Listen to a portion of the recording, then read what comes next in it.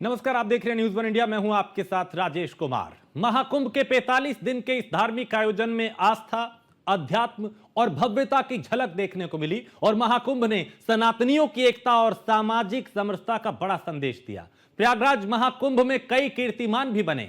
गंगा की सफाई और सड़कों की सफाई से लेकर 10,000 लोगों के हाथ की छाप से तैयार की गई अनूठी पेंटिंग को Guinness book of world record में जगह दी गई और दुनिया के सबसे बड़े आयोजन का सफल समापन योगी मॉडल का प्रतीक है। योगी आदित्यनाथ की मेहनत और रणनीति का ही नतीजा है कि दुनिया का सबसे बड़ा आयोजन सफल संपन्न हुआ। ये करोड़ से ज्यादा, अमेरिका 34 करोड़, इंडोनेशिया 28 करोड़, पाकिस्तान 25 करोड़।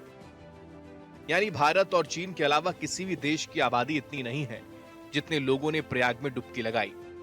पाकिस्तान और अमेरिका की कुल आबादी भी जोड़ लें तो महाकुंभ में स्नान करने वालों से कम है। दुनिया में इतना बड़ा आयोजन पहले न कभी हुआ, न किसी ने देखा। अब तक दुनिया में हुए सबसे बड़े आयोजनों पर नजर डालें। दुनिया में भीड़ के रिकॉर्ड। महाकुंभ मेला 65 करोड़ से ज्यादा, अरबीन तीर्थ यात्रा 2 करोड़ से ज्यादा, हज यात्रा 25 लाख से ज्यादा, रियो कार्निवल 20 लाख से ज्यादा, पुष्कर मेला 10 लाख से ज्यादा। आंकड़ों में से साफ है कि दुनिया के सभी बड़े धार्मिक आयोजनों में जुटाने वाली भीड़ की संख्या को एक साथ भी जोड़ा जाए तो भी महाकुंभ के 10% भी नहीं है। अब सवाल यह है कि दुनिया के सबसे बड़े आयोजन का सफलतापूर्वक समापन कैसे हुआ? तो जवाब है, इस महाआयोजन के लिए सीएम योगी ने 2 साल पहले ही तैयारी शुरू कर दी थी। महाकुंभ में किसी भी अप्रिय घटना से निपटने के लिए अफसरों की फौज उतार दी थी। हर तीसरे दिन प्रयागराज का दौरा कर अफसरों को सख्त निर्देश देने में हिचक नहीं दिखाई। महाकुंभ महाआयोजन के मैनेजमेंट की बागडोर खुद अपने हाथों में ले रखी थी, जिसका नतीजा है कि सीएम योगी आदित्यनाथ महाकुंभ में मैनेजमेंट गुरु बनकर उभरे। खुद प्रधानमंत्री नरेंद्र मोदी ने सफल मैनेजमेंट के लिए सीएम योगी कहा कि आस्था का इतना बड़ा समागम दुनिया के अंदर कहीं नहीं हुआ, कोई घटना नहीं हुई। उधर सपा पर निशाना साधते हुए योगी ने कहा, विरोधी दूरबीन और माइक्रोस्कोप लगाकर बैठे हुए थे, फिर भी वो घटनाएं उजागर नहीं कर पाए। दुष्प्रचार का कोई मौका उन्होंने नहीं छोड़ा। योगी ने महाकुंभ से जुड़े स्वच्छता कर्मियों को 10,000 बोनस का ऐलान भी कर दिया। सचमुच एक भव्य और दिव्य कुंभ को आदरणीय प्रधानमंत्री जी की मंशा के अनुरूप एक वैश्विक घटना के रूप में परिवर्तित करने के लिए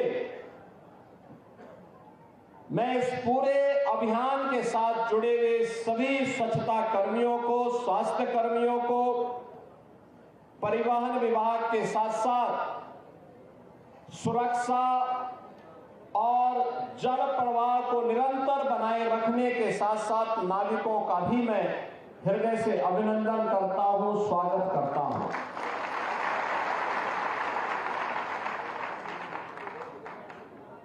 टीम भावना से जब कोई कार्य होता है तो उसके परिणाम ऐसे ही होते हैं जैसे प्रयागराज महाकुंभ के आज हम सबके सामने है। नए भारत का नया उत्तर प्रदेश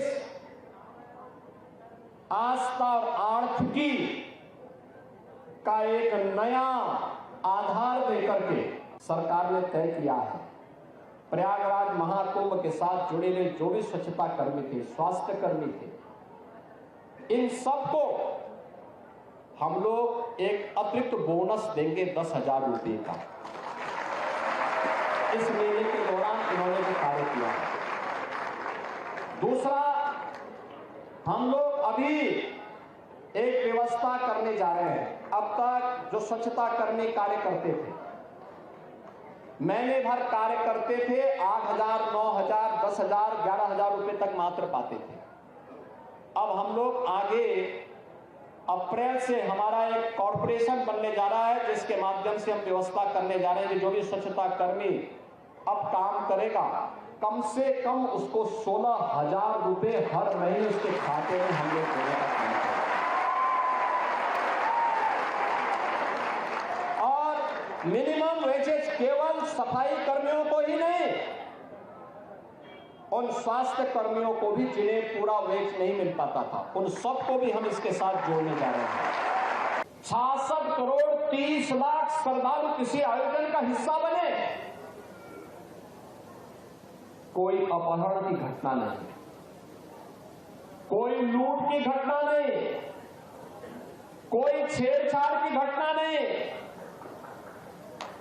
कोई दुष्कर्म की घटना नहीं, कोई भी ऐसी घटना नहीं